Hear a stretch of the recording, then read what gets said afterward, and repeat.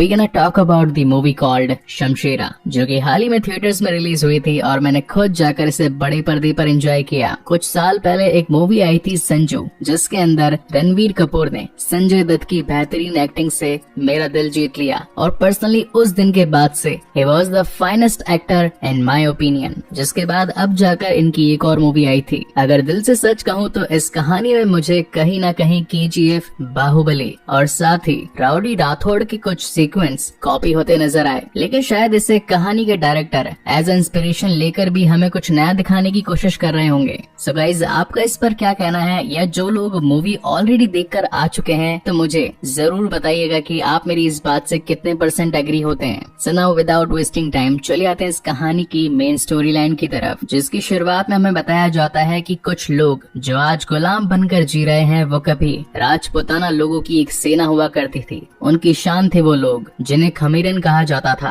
मगर कुछ सालों बाद युद्ध में जो कि मुगलों के खिलाफ उन्होंने लड़ा था, उसमें ये लोग हार जाते हैं और इस वजह से इन लोगों को अपना घर बार छोड़कर वहाँ से जाना पड़ता है। जिसके बाद जंगलों में भटकते भटकते ये लोग एक शहर पहुँचते हैं जिसका नाम होता है काजा। मगर वहाँ के भी ऊंची जाति के लोग इन्हें चोर और कीड़ा बोलकर अपने शहर से बाहर निकाल देते हैं और अब बहुत सालों तक जंगलों और रेगिस्तानों में भटकने के बाद उभर कर आता है इनका नया लीडर, जिसका नाम होता है शमशेरा, जो कि इन ऊंची जाति वाले लोगों का पैसा चुरा कर अपने ही जनजाति के लोगों में बांट दिया करता था। अब चाहे वो कोई शादी हो, कोई त्योहार हो और या फिर उन लोगों का कोई पर्सनल इवेंट, हर बार शमशेरा अपनी टीम के साथ वहाँ जाता और उन अमीर और नच्चड़े लोगों का पैसा चुरा कर अपनों में बांट देता। मूवी का BGM मुझे काफी पसंद आया और लिटरली लग रहा था कि किसी बड़े बजट की मूवी देख रहा हूँ। अब वक्त आ चुका था 1871 का, जहाँ पर इंडिया में अंग्रेजों की एंट्री हो चुकी थी और उस वक्त इंडिया में कंपनी चला करती थी जिसका नाम था ईस्ट इंडिया। काजा के सभी अमीर लोग परेशान होकर इन पुलिस वालों के पास जाते हैं और कहते हैं कि इस गांव में शमशेरा नाम का एक लुटेरा है जो कि हमारे हर त्योहार या हमारे हर किसी काम में आकर हमें लूट कर ले जाता है। इस ब्रिटिश सेना के सामने ये सभी लोग 5000 तोला गोल्ड रखते हैं। हालांकि ब्रिटिश सेना इस मामले में पड़ना तो नहीं चाहती थी, क्योंकि इस पंगे में हाथ डालने से इनके लोगों की जानें भी जा सकती थी। और तभी एंट्री होती है कहानी के लीड विलन संजय दत्त की, जिनका इस मूवी में नाम है शुद्ध सिंह और ये नाम इनके कैरेक्टर को सूट भी करता है। वो क्यों करता है वो मैं आपको आगे बताऊंगा।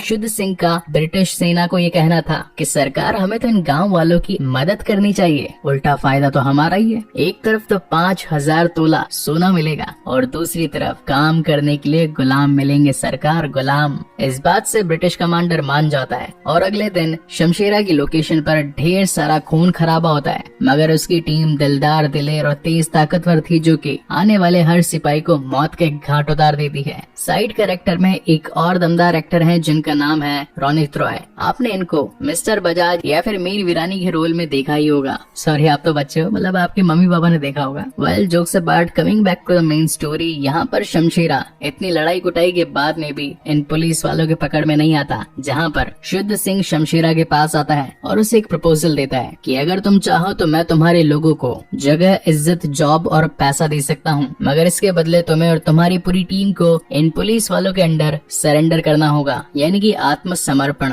रात को शमशेरा इस पूरी डील को अपने सभी लोगों के साथ में साझा करता है, जहाँ पर ये सोचता है कि मान लो अगर मैं उनके हाथों अपने आप को सरेंडर कर दूं और वो फिर हमें जान से मार दे तो, और या अगर इस डील को नहीं माना जाए तो हम लोग जिनकी इज्जत कभी राजपूत किया करते थे और आज हम लोग दर दर की ठोकरें खा रहे हैं, तो हमेशा ऐसे ही जीते रहेंगे। लेकिन शमशेरा को सिर्फ अपने बारे में ही नहीं, अपने बाकी लोगों के लिए भी सोचना था, इसीलिए वो सरेंडर करके खुद और अपने सभी साथियों को लेकर शुद्ध सिंह की बताई गई लोकेशन पर पहुंच जाता है, जिस जगह का नाम था काजा का किला। और यही हो जाती है इस बेचारे से इसकी लाइफ की सबसे बड़ी गलती, क्योंकि शुद्ध सिंह तो चाहता ही यही था, उन सभी को पकड़कर गुलामी करवाए। जिसके बाद तो इनके हाथ पैरों में बेड़ियां लगा दी जाती है, खोलते हुए पानी को इनके सर के ऊपर डाल दिया जाता है इनकी गंदगी साफ करने के लिए, और दिन भर काम करवाने के बाद में इन लोगों को नाली में खाना परोसा जाता है। काफी दिन बीत जाते हैं और इनके लोग, जिन्हें की खमीरन कहा जाता है, वो पुलिस वालों के तलवों तले बस काम करते ही रहते हैं। शमशेरा के साथ में जब ये डील हुई थी तो उसके अंदर ये लिखा गया था कि इन पुलिस वालों को शहर के लोगों ने 5000 तोला गोल्ड दिया है, इसीलिए ब्रिटिश पुलिस वाले इन्हें अलग जगह दे रहे हैं। लेकिन अगर ये लोग इन पुलिस वालों को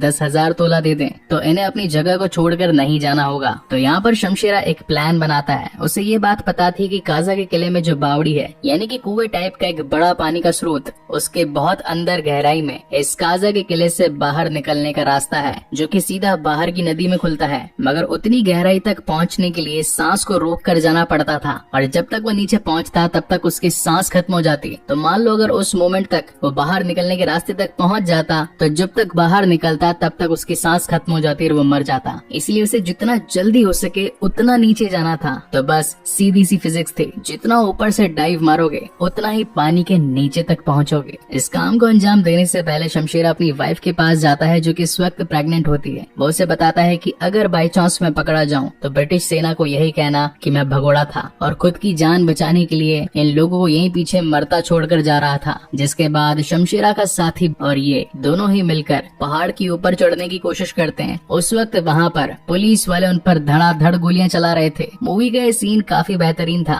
जहाँ पर शमशेरा अपनी पूरी ताकत लगा देता है ऊपर पहुँचने के लिए, मगर एट द एंड उसे पैर में गोली लग जाती है और वो उसी पहाड़ से नीचे आ गिरता है। जिसके बाद अगले दिन शुद्ध सिंह उसे एक हाथ में रस्सी से लटका कर सभी लोगों के सामने खड़ा कर देता है और ये कहने लगता है कि आखिर तुमने क्यों अपने सरदार को चुना, रास्ता खोज कर यहाँ से भाग निकलने के लिए। लेकिन अब जैसा कि उसकी बीवी को समझाया गया था कि अगर मैं पकड़ा जाऊं तो ये कहना कि मैं भगोड़ा था और अपने लोगों को पीछे मरता छोड़कर जा रहा था। इसी वजह से उसकी वाइफ को यह स्टेटमेंट देना पड़ता है। और अब सभी लोगों की नजरों में शमशेरा एक भगोड़ा बन चुका था, जिसे कि वो लोग पत्थर से मार मार कर उसकी जान ले लेते हैं। जिसके बाद कहानी आगे बढ़ती है 25 साल आगे, और इस टाइम ड्यूरेशन में शमशेरा का बेटा, जो कि इस वक्त उसकी पत्नी के कोख में था, अब वो बड़ा हो चुका था, जिसका नाम होता है बल्ली। वो काफी नटखट मिजाज, मस्तीखोर और सभी में घुलने मिलने वाली शख्सियत रखता था। बल्ली की आदत थी कि वो बच्चों को चोरी करना सिखाता था और आसपास में जितने भी पुलिस वाले या कोई और घूमता था, ये बच्चे उनकी चीजें चुरा लिया करते थे। और यहाँ पर इस मूवी का एक one of the best song भी आता है, ठोको सलाम ठोको। वेल, मुझे तो ये सॉन्ग काफी पसंद आया, और आप में से कितने लोगों को ये सॉन्ग पसंद आया वो भी मुझे कमेंट सेक्शन में जरूर बताइएगा। लेकिन इसी बीच हम ये भी देख पाते हैं कि शमशेरा का राइट हैंड यानी कि रोनित रॉय सीक्रेटली बल्ली को ट्रेनिंग भी दे रहा था कि किस तरीके से वो अपने आप को बलवान बना पाए, पहाड़ के सबसे ऊपरी छोर तक जा पाए और पानी की सबसे गहराई में उतरकर इस जेल से खुद निकलकर हम सभी लोगों की आजादी को ढूंढ कर लाए। मगर बल्ली का तो कुछ और ही प्लान था। वो तो चाहता था शुद्ध सिंह की पलटन का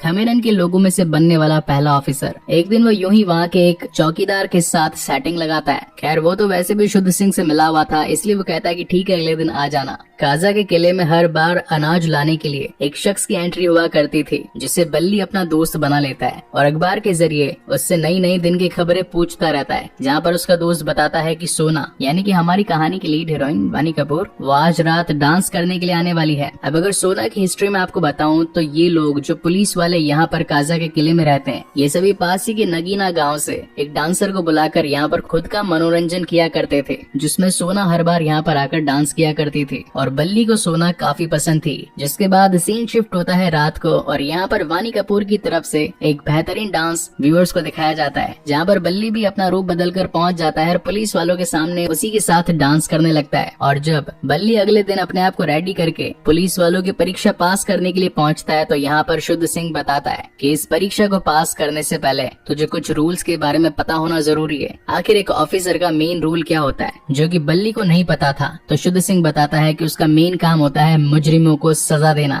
जिस पर वो बल्ली के सामने एक मुजरिम को लेकर आता है, जो कि निहायत ही एक 5 साल का बच्चा था। और बल्ली को कहा जाता है कि इसके पीठ पर 30 कोड़े बरसा, अगर तूने ये कर दिया तो तू मेरी नजरों में ऑफिसर बन जाएगा, और अगर नहीं किया तो वो 30 कोड़े हम लोग तुझे मारेंगे। आज भले ही कोई भी खमेरन पिटे, लेकिन पिटेगा तो जरूर, अब चाहे वो तू हो चाहे वो बच्चा हो। बल्ली इस छोटे बच्चे पर यह अत्याचार कैसे कर सकता था, इसलिए वो शुद्ध सिंह को कहता है कि ठीक है, 30 कोड़ों करोड़ों का जो दंड है मैं अपने ऊपर लेने के लिए तैयार हूँ। जिसके बाद तो भरी भीड़ में शुद्ध सिंह बल्ली पर धड़ाधड़ 30 कौड़े बरसाता है। हर कोई बल्ली को भगोड़े की औलाद बोला करता था और जब रात को उसकी माँ उसे खाना देने के लिए आती है तो बल्ली अपनी माँ से पूछते है कि आखिर क्यों मुझे सब ये कहते हैं। अब तो मुझे भी लगने लगा है कि मेरा बाप जरूर कोई भगोड़ा ही होगा जो कि अपने आप की जान बचाने के लिए यहाँ पर इतने सारे लोगों की जान को कुर्बान कर देना चाहता था। तब जाकर उसकी माँ उसे सच्चाई बताती है कि तेरा बाप भगोड़ा नहीं था बल्कि एक सच्चा वॉरियर था जो कि हम सभी खमेरनों की जान बचाना चाहता था। हमारी आजादी के लिए उसने अपनी जान कुर्बान कर दी। वो कर्म से लुटेरा और धर्म से आजाद था और अपने लोगों की जान पर कहीं बात ना आ जाए इसलिए उसने अपने आप को ही कुर्बान कर दिया। ये सारी बातें बल्ली को काफी ज्यादा मोटिवेट कर डालती है और अगले दिन तो सुबह सुबह ही वो सैनिकों की नजरों से बचकर धूप में पहाड़ के चोटी पर पहुंच जाता है। हर कोई ये देखकर हैरान था कि आखिर बल्ली क्या करने वाला है। जहाँ पर बल्ली को अपने पिता की आत्मा भी नजर आती है जो कि उसे उस बावड़ी में कूदने के लिए और ज्यादा प्रेरित करती है और फाइनली बल्ली इतनी ऊपर से उस बावड़ी में छलांग लगा डालता है। अब क्योंकि हाइट इतनी ज्यादा थी तो पानी के नीचे डेप्थ भी उतनी ही ज्यादा थी और फाइनली बल्ली उसमें से निकलकर नहर के जरिए उस किले से आजाद हो जाता है। जिसके बाद नरेटिंग वॉइस में हमें ये पता चलता है कि बचपन से रोनित रॉय ने बल्ली को ये सिखाया था कि बाहर जाकर तुझे घोड़ा ढूंढना है, घोड़े से सीधा नगीना गांव पहुंचना है। वहाँ पर शमशेरा का खास आदमी तुझे मिलेगा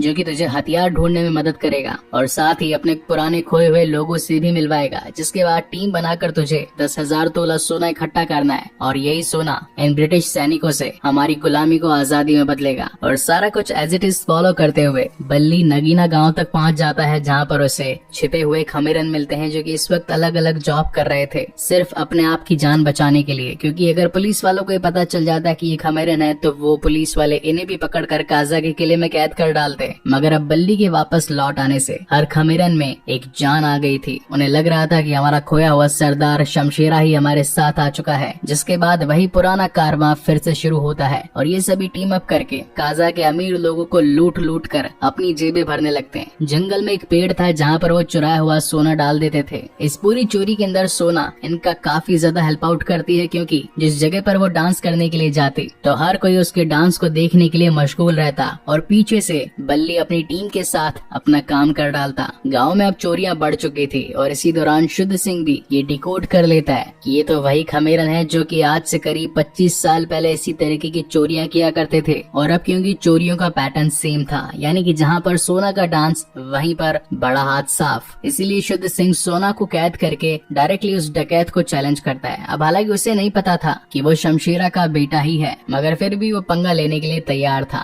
यहाँ पर बल्ली भी फुल कॉन्फिडेंस में सोना को बचाने के लिए भरे पुलिस के इलाके में घोड़े के साथ कूद जाता है और शुद्ध सिंह को एक बड़ी हार देकर उनके दरवाजे पर शमशेरा लिखकर भाग जाता है। एक तरीके से पूरे गांव में और ब्रिटिश सरकार में ये बात फैल जाती है कि शुद्ध सिंह शमशेरा से हार गया। जिसके बाद कहानी में ये बताया जाता है कि कुछ ही दिनों बाद ब्रिटिश की रानी यहाँ इंडिया में आने वाली है और उसके आने से पहले हमें शमशेरा को पकड़ना होगा। मीनवाइल बल्ली और सोना की शादी हो जाती है। यहाँ थोड़े दिन बीत जाते हैं और बल्ली को एक खबर पता चलती है कि कुछ ब्रिटिश सैनिक बल्ली को पकड़ने के पीछे हाथ धोकर पड़े हैं और बल्ली इस बात को जान चुका था कि अब कोई पुलिस वाला उससे टक्कर नहीं ले सकता और उनके हौसले को और ज्यादा तोड़ने के लिए बल्ली खुद ही उस ब्रिटिश पुलिस वाले के साथ दो हाथ करने के लिए पहुंच जाता है। बेसिकली वो एक लठबाज था, उसे लकड़ी चलाना काफी बेहतरीन तरीके से आता था और उसी को चुनौती देने के लिए वहाँ पर बल्ली आ जाता है जहाँ पर इन दोनों के बीच में एक अच्छी खासी फाइट में दिखाई जाती है। जहाँ इस चलती फाइट के दौरान बल्ली अपना इंट्रोडक्शन भी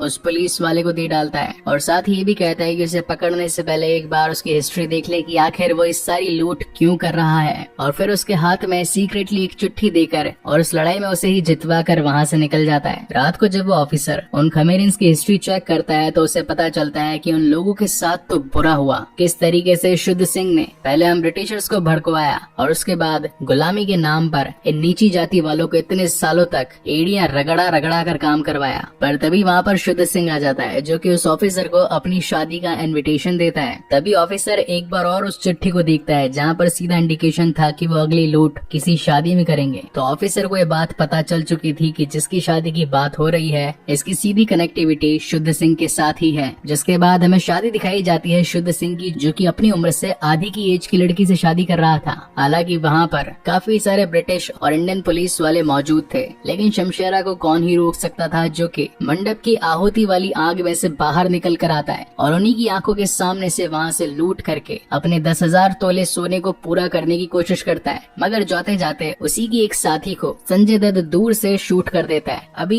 ये सीन तो पूरा KGF से एकदम लिया गया है, तो कितने लोग एग्री करते हैं वो बता दो। Well, coming back to the main story, यहाँ पर इनका टारगेट जिन्हें पूरा करना था वो हो नहीं पाया था, वो कुछ चंद तोलों से रह गया था। जहाँ पर अभी सभी डिसाइड करते हैं कि अगर अभी हम एक्टिव रहे तो सारे पुलिस वाले आकर अपनी जगह से ढूंढ ढूंढ कर मार देंगे, तो क्यों ना कुछ टाइम के लिए अलग अलग हो जाया जाए और दिवाली की सुबह को हम लोग मिलेंगे और फिर से नया प्लान आउट करेंगे कि अगली चोरी कब करनी है। जिसके बाद तो हर कोई अलग अलग काम ढूंढ लेता है, कोई लोहार के पास चला जाता है तो कोई अनाज वाले के पास, कोई हमाली करता है तो कोई घर की सफाई। लेकिन शुद्ध सिंह काफी चालाक था और वो सभी गाँव वालों में ये बात फैला देता है कि आप लोग हमें इन्फॉर्म कीजिए अगर आप किसी नए चेहरे को अपने आसपास देखते हैं। तो यहाँ पर सारे लोग शुद्ध सिंह को बताने लगते हैं कि हाँ, कोई मेरी गाड़ी साफ करने के लिए आया है, कोई मेरे यहाँ हमाल की नौकरी कर रहा है, तो कोई मेरे यहाँ पर लोहार की नौकरी कर रहा है। जिसके बाद तो शुद्ध सिंह ब्रिटिश सैनिकों के साथ मिलकर एक एक करके सभी को मार डालता है। इन सारी वारदातों के चलते सभी खमेरनों को मिलकर कुछ तो डिसाइड करना था और जिस दिन ये मिलने के लिए आते हैं तो इन्हीं में से एक खमेरन दगाबाजी कर देता है और शुद्ध सिंह को अपने पीछे ले आता है। और अब होना क्या था, सीधा शुद्ध सिंह आकर सबसे पहले तो ओसी विभीषण यानी कि जिसने इन्फॉर्मेशन दी थी उसे ठोकता है और उसके बाद बाकी जो हाथ लगता है उसे भी मारता है। और इतना बुरा होना काफी नहीं था, तो इतने टाइम से जो इन खमेरन लोगों ने जो सोना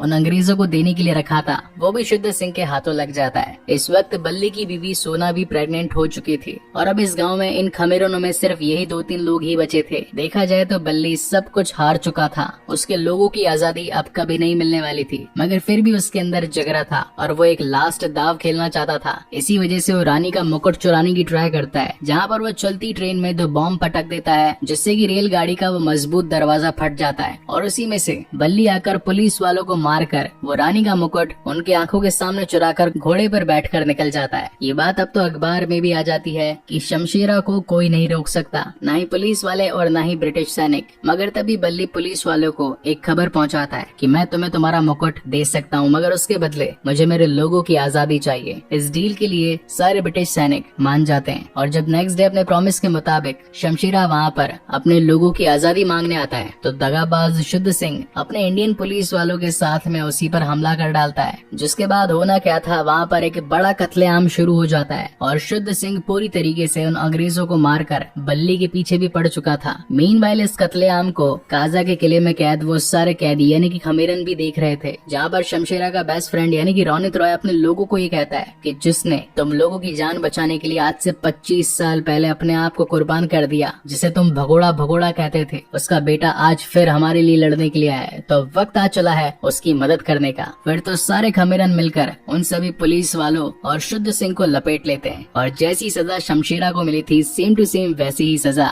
शुद्ध सिंह को मिलती है। और इसी के साथ कहानी के एंड में हमें ये दिखाया जाता है कि बल्ली ने जो ब्रिटिश सैनिकों से वादा किया था, यानी कि वो उस मुकुट के बदले अपने लोगों की आजादी लेगा, तो यहाँ पर वैसा होता भी है। सारे काजा के किले में जितने भी कैदी थे वो उस जेल को तोड़कर भाग चुके थे, मगर फिर भी बल्ली ने रानी का मुकुट उस अंग्रेज को सौंप दिया था और उन सभी खमेरनों की आजादी के साथ ये शानदार कहानी यहीं पर खत्म होती है। सो गाइज, आपको ये वीडियो कैसा लगा प्लीज मुझे लाइक और कमेंट करके जरूर बताइएगा और अगर पहली बार इस चैनल पर आए हैं तो इसे सब्सक्राइब जरूर कीजिएगा। फ्रैंकली सेइंग, मैं नहीं जानता कि ये वीडियो जो कि वीडियो क्लिप्स के थ्रू बनाया गया है ये कितने दिनों तक इस चैनल पर टिकेगा, क्योंकि कॉपीराइट थर्ड पार्टी एजेंसीज इस फिराक में रहती है कि हैंड टू हैंड किसी को देखो, स्ट्राइक ठोको, चैनल उड़ाओ और क्रिएटर का नुकसान कराओ। तो बस आप लोगों से यही विनती है कि जितना जल्दी इस वीडियो को देख पाओ देख लो और जो